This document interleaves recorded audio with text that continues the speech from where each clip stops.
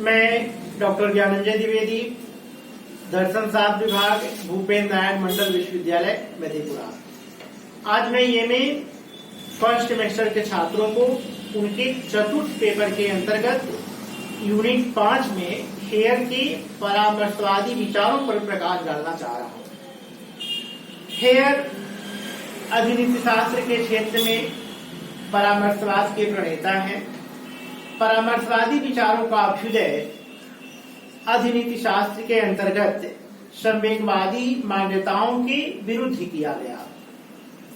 संवेगवादी मान्यताओं के अंतर्गत आप लोगों को बताया गया कि संवेगवादी नीतिज्ञ मुख्य रूप से नीति शास्त्र को दो रूपों में लेते थे। पहला उनके विचार में कि नीति शास्त्र का कार्य क्या है, वो मानव के संवेगों की अभिव्यक्ति ही नीति शास्त्र का कार्य है।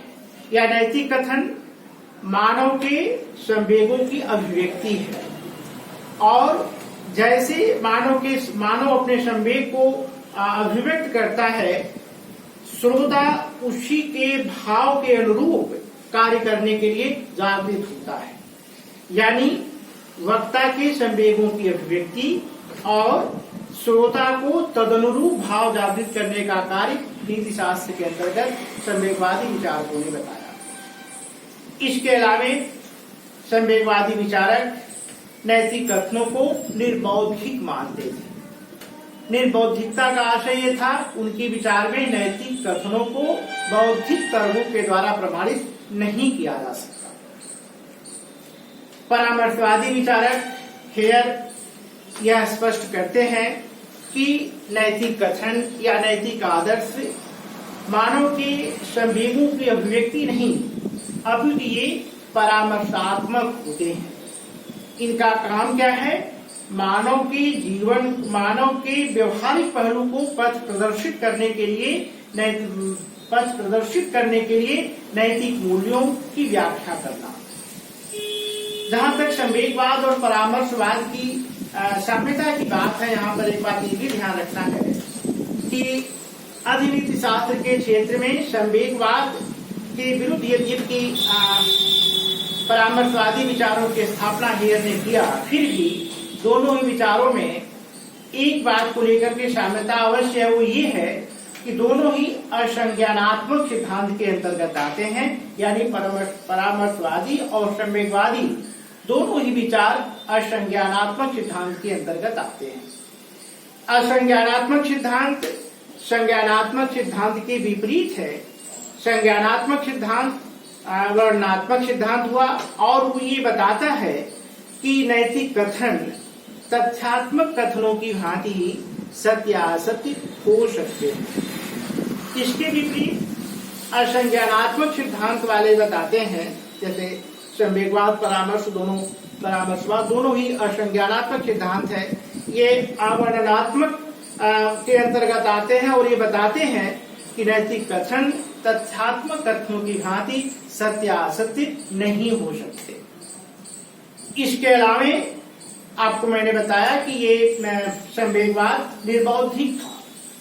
उनके विचार में नैतिक कथनों को हम बौद्धिक तर्कों के द्वारा प्रमाणित नहीं कर सकते। लेकिन परामर्शवादी है कहते हैं कि जो नैतिक कथन है ये पूरी तरह से बौद्धिक होते हैं। ये बौद्धिक क्रिया है, मानव की विवेकशीलता का परिणाम है कि हम नैतिक मूल्यों की व्याख्या करते हैं, नैतिक कथनों को स्वीकार करते हैं, उसकी व्याख्या करते हैं। इस प्रकार हम देखते हैं कि संवेगवाद और परामर्शवाद ये दोनों ही विचार कुछ मायने में एक दूसरे से साम्य रखते हैं, लेकिन जहां तक नैतिक कथनों या नैतिक मूल्यों की बात है, दोनों ही विचार एक दूसरे के विपरीत है। 1952 में 1952 में हेयर ने अपनी पुस्तक द लैंग्वेज ऑफ मोरल्स में नीति शास्त्र की अच्छी तरह से व्याख्या किया है, जहां पर हेयर बताते हैं कि नीति शास्त्र तार्किक भाषा, नैतिक भाषा का तार्किक अध्ययन है। हेयर के अनुसार नीति शास्त्र नैतिक भाषा का तार्किक अध्ययन है। इसके अंतर्गत हेयर ये बताते हैं कि नीति शास्त्र का मुख्य काम ही है कि वह नैतिक भाषा का, नैतिक कथनों का उद्देश्य, अर्थ, स्वरूप आदि को स्पष्ट करे। तो नीति शास्त्र का मुख्य कार्य ही है कि नैतिक कथनों को, नैतिक भाषा के स्वरूप, अर्थ को स्पष्ट करे, जिसको स्पष्ट करते हुए हेयर बताते हैं कि जो ये नैतिक कथन है, ये नैतिक मूल्य है, ये नैतिक आदर्श हैं, ये मानव जीवन के आचरण से घनिष्ठ रूप से संबंधित होते हैं। हेयर के विचार में जिस अनुरूप मानव का नैतिक आदर्श होता है, उसी के अनुरूप उसका क्या होता है, आचरण या व्यवहार होता है। तो नीति शास्त्र मानव जीवन के व्यवहारिक पहलू के पथ प्रदर्शक का काम करता है। वो मानव जीवन की व्यवहारिकता को निश्चित करता है, उसके जीवन मूल्यों को बताता है और उसके लिए एक मार्गदर्शन देता है, नैतिक मूल्य प्रदान करता है, जिसके अनुरूप उसका व्यवहारिक जीवन होता है। इस प्रकार हेयर के विचार में जो मानव के नैतिक आदर्श होते हैं, उसका जो आचरण होता है, व्यवहार होता है, वो बिल्कुल उसके नैतिक आदर्शों के अनुरूप होता है। हेयर यहाँ तक कहते हैं कि बहुधा होता यह है कि हम मानव की व्यवहार को देख करके ही उसके नैतिक आदर्शों का पता लगा लेते हैं, क्योंकि जैसा उसका नैतिक आदर्श होता है वैसे ही उसका क्या होता है, आचरण या व्यवहार भी होता है। तो आचरण या व्यवहार को देख करके हम उसके नैतिक आदर्शों या नैतिक मूल्यों का पता लगा लेते हैं। हेयर यहाँ तक कहते हैं कि किसी भी व्यक्ति के व्यवहार को या नैतिक व्यवहार को देख करके, उसके व्यवहारिक जीवन को देख करके ही हम उसके नैतिक या अनैतिक होने का भी दावा करते हैं। इसका अभिप्राय ये है कि हेयर नैतिक कथनों को, नैतिक आदर्शों को मानव के व्यवहारिक जीवन से, मानव के आचरण से, व्यवहार से घनिष्ठ रूप से जुड़ा मानते हैं, दोनों में अनिवार्य संबंध मानते हैं। हेयर इसकी व्याख्या करते हुए आगे कहते हैं कि बहुधा होता यह है कि कथनी और करनी में बहुत अंतर पाते हैं। क्या अंतर पाते हैं कि मानव का जो नैतिक आदर्श है, नैतिक जो उसके मूल्य हैं, उसके व्यवहार क्या होते हैं, उसके विपरीत होते हैं। यानी जैसा उसका आदर्श या मूल्य होता है, उसके अनुरूप उसका व्यवहार नहीं होता, दोनों में अंतर पाया जाता है। तो ऐसी परिस्थिति में हेयर का कहना है कि सही माने में जानकारी के लिए उसके व्यवहारों का अध्ययन करने के लिए, उसके नैतिक मूल्यों या उसके नैतिक आदर्शों को जानने के लिए हमें उसकी शारीरिक और मानसिक क्षमता का भी पता लगाना है। शारीरिक और मानसिक क्षमता का पता लगाने का अभिप्राय हेयर से ये था कि हो सकता है कि उसके जो नैतिक मूल्य हैं, उसके अनुरूप उसकी शारीरिक या मानसिक क्षमता नहीं है, जिसके कारण वो अपने नैतिक आदर्शों या नैतिक मूल्यों के अनुरूप उसके जो व्यवहार है, उसका जो आचरण है, शारीरिक या मानसिक क्षमता के कारण वो उस प्रकार का व्यवहार नहीं कर पा रहा है। तो यदि शारीरिक और मानसिक रूप से वह अक्षम नहीं है, तो निश्चित रूप से जो उसके व्यवहार हैं वो उसके आचरण के अनुकूल होने, उसके नैतिक आदर्शों के अनुकूल होने चाहिए। लेकिन यदि नैतिक आदर्शों के अनुकूल उसका आचरण व्यवहार नहीं होता है, इसका मतलब ये है कि वह शारीरिक और मानसिक रूप से वैसा करने में सक्षम नहीं है। एक दूसरी बात ये भी यहाँ पे ध्यान रखने की है कि कुछ लोग ऐसे भी होते हैं जो कि शारीरिक और मानसिक रूप से सक्षम होते हुए भी अपने नैतिक आदर्शों या नैतिक मूल्यों के अनुरूप आचरण या व्यवहार नहीं करते। हेयर का कहना है कि हम आचरण या व्यवहार देख करके ही उसके नैतिक आदर्शों या मूल्यों का पता लगाते हैं, लेकिन उसके आचरण या व्यवहार शारीरिक और मानसिक रूप से सक्षम होते हुए भी उसके जो व्यवहार हैं उसके नैतिक आदर्शों के अनुरूप नहीं होते। वो कुछ दूसरे रूप में नैतिक आदर्शों की व्याख्या करता है और उसके व्यवहार कुछ दूसरे रूप में सामने दिख पड़ते हैं। हेयर का यहाँ पर स्पष्ट कहना है कि ऐसी परिस्थिति में उसे हम नैतिक दुर्बलता कहेंगे। नैतिक दुर्बलता का अभिप्राय हेयर का ये है कि वह सही माने में, इन फैक्ट ट्रू सेंस में या वास्तविक रूप में उसने नैतिक आदर्शों को, नैतिक मूल्यों को एक्सेप्ट नहीं किया है। ये उसकी नैतिक दुर्बलता है। हेयर कहते हैं अगर वह व्यक्ति सही माने में नैतिक आदर्शों या नैतिक मूल्यों को आत्मसात किया होता, उसे स्वीकारा होता, उसके व्यवहार निश्चित रूप से उसके आदर्शों के अनुकूल होते। यदि उसके व्यवहार नैतिक आदर्शों या नैतिक मूल्यों की तरह नहीं है तो हेयर कहते हैं, या और शारीरिक और मानसिक रूप से सक्षम होते हुए भी यदि उसके व्यवहार उसके नैतिक आदर्शों के अनुरूप नहीं है तो हेयर स्पष्ट कहते हैं ये उसकी नैतिक दुर्बलता है। नैतिक दुर्बलता का अभिप्राय हेयर का यह है कि वह सही माने में नैतिक आदर्शों या नैतिक मूल्यों को स्वीकार नहीं किया है। यदि वो वस्तुतः वास्तविक रूप में ट्रू सेंस में उसे एक्सेप्ट किया होता, स्वीकार किया होता, तो निश्चित रूप से उसके जो आचरण या व्यवहार हैं वो उसके आदर्शों के या उसके मूल्यों के अनुरूप होते। हेयर का कहना है कि नीति शास्त्र का एक कार्य ही है कि मानव के व्यवहारिक जीवन को निर्देशित करे, मानव के व्यवहारिक जीवन से संबंधित नैतिक मूल्यों को, नैतिक आदर्शों को स्थापित करे, ताकि मानव का व्यवहारिक जीवन सुचारू ढंग से समुन्नत रूप में आगे बढ़ सके। हेयर इसको भाषार्थ विषयक उपयोग सिद्धांत के द्वारा भी बताने का प्रयास करते हैं।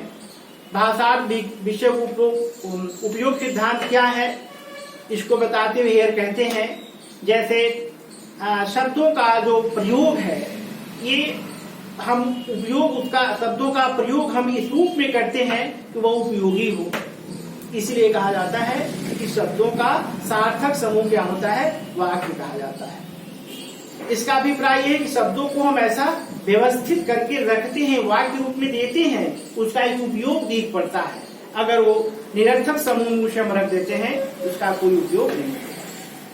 तो भाषार्थ विषयक उपयोग सिद्धांत के द्वारा हेयर बताते हैं, जैसे हम शब्दों को सार्थक समूह को उपयोग में ले आते हैं, ऐसे ही हेयर कहते हैं कि हम मानव के नैतिक आदर्शों को उसके व्यवहार से ही क्या करते हैं, समझ लेते हैं, व्यवहार से उसे समझते हैं। अगर उसका व्यवहार उसके नैतिक आदर्शों के अनुरूप है तो हम ये मानते हैं कि जो उसने नैतिक मूल्यों को या नैतिक आदर्शों को वस्तुतः स्वीकार किया है, उसके व्यवहार उसके अनुरूप है। दूसरी तरफ नैतिक आदर्शों के अनुरूप ही मानव के व्यवहार होते हैं और हम व्यवहार देख करके ही उसके नैतिक आदर्शों का पता लगा सकते हैं। हेयर इसकी आगे व्याख्या करते हुए बताते हैं कि नैतिक जो कथन होते हैं, नैतिक जो आदर्श होते हैं, मूल्य होते हैं, वो अनिवार्यतः आदेशात्मक होते हैं।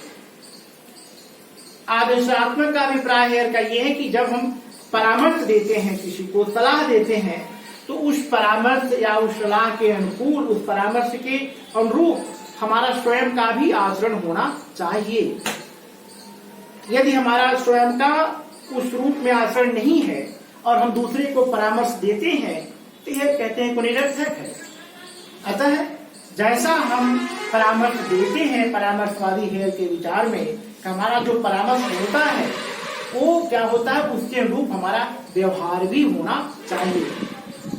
क्योंकि हम जब दूसरे को परामर्श देते हैं तो निश्चित रूप से उस परामर्श की झलक, यदि वो नैतिक आदर्श मेरे हैं तो मेरे व्यक्तित्व से, मेरे व्यवहार से उसकी झलक होनी चाहिए। तभी क्या होता है, अनिवार्यतः आदेशात्मक होते हैं। हम अपने परामर्श को जब दूसरे को देते हैं, प्रेषित करते हैं, और तो वह उन्हें आदेश रूप में स्वीकार करता है तो उसके अनुकूल मेरा स्वयं का आचरण भी होना चाहिए। हेयर कहते हैं कि सामान्य कथन में और आदेश में अंतर होता है। सामान्य कथन हम कह देते हैं, उसे स्वीकार वो व्यक्ति कर भी सकता है, नहीं कर सकता है। हेयर कहते हैं कि आदेश में एक प्रकार की बाध्यता होती है। आप किसी को नैतिक मूल्यों के अंतर्गत आप यदि आदेश देते हैं और वो नैतिक मूल्यों को स्वीकार करता है तो तदनुरूप आचरण करने की उसकी बाध्यता भी होती है। और अगर वो तदनुरूप यानी नैतिक मूल्य के अनुरूप आचरण नहीं करता है, इसका मतलब ये है कि वह नैतिक आदर्शों या नैतिक मूल्यों को सही मायने में वास्तविक रूप से आत्मसात नहीं करता है। तो हेयर बताते हैं कि नैतिक जो मूल्य होते हैं, नैतिक कथन जो होते हैं, ये अनिवार्यतः आदेशात्मक होते हैं। यानी आदेश के अंतर्गत हेयर स्वीकारते हैं, उसमें एक प्रकार की बाध्यता होती है। हम किसी को कहते हैं और करने का आदेश देते हैं, दोनों में अंतर ये है कि कथन हम एक सामान्य रूप में कह देते हैं, उसका करे तो भी, नहीं करे तो भी। लेकिन यदि हम करने का उसको आदेश देते हैं, इसका अभिप्राय ये है कि ऐसा करना उसकी बाध्यता है। ये अनिवार्यतः आदेशात्मक होते हैं, इसलिए हेयर मानते हैं कि जो हमारा परामर्श होता है वह अनिवार्यतः आदेशात्मक भी होता है। हेयर की नैतिक कथनों की या जो नैतिक मूल्यों की व्याख्या हेयर करते हैं, वो स्पष्ट रूप से हेयर बताते हैं कि वह सार्वभौमिक होता है। सार्वभौमिकता का अर्थ ये है कि वह समान परिस्थितियों में वह जो नैतिक मूल्य है, वह जो नैतिक आदेश है, वह सामान्य रूप में समान परिस्थितियों में सभी व्यक्तियों पर समान रूप से लागू होता है। अतः हेयर इसे सार्वभौमिक भी मानते हैं। यहाँ पर थोड़ा सा सार्वभौमिकता को समझाने के लिए हेयर कहते हैं, जिस प्रकार से तथ्यात्मक कथनों में सार्वभौमता पाई जाती है, हेयर का विचार है कि उसी प्रकार से नैतिक कथनों में भी सार्वभौमता पाई जाती है। हेयर कहते हैं कि तथ्यात्मक कथनों में, जैसे कि हमें सामान्य रूप से समझना चाहिए, तथ्यात्मक कथनों में सार्वभौमिकता पाई जाती है। जैसे उदाहरण के तौर पर कोई मेज है, वो 2 फीट लंबी है, 2 फीट चौड़ी है, ये उसके तथ्यात्मक पहलू है। तो कोई भी अगर उस मेज को तथ्यात्मक रूप से देखता है तो पाता है कि वो 2 फीट लंबी है और 2 फीट चौड़ी है। तो तथ्यात्मक कथनों में हेयर कहते हैं कि सार्वभौमता पाई जाती है। उसी तरह से मूल्यात्मक या नैतिक मूल्यों में भी हेयर कहते हैं कि सार्वभौमता पाई जाती है, यानी समान परिस्थितियों में वह नैतिक कथन सभी के लिए समान रूप से लागू होता है। उदाहरण के तौर पर यदि आप कोई नैतिक मूल्य ए है, उस ए को आप क्या मान रहे हैं? शुभ मान रहे हैं। तो हेयर कहते हैं कि यदि परिस्थितियां समान हैं तो उस तरह के सभी जो ए हैं उसको आपको शुभ मानना है, उसे आपको शुभ मानना पड़ेगा, क्योंकि नैतिक मूल्य सार्वभौम होते हैं।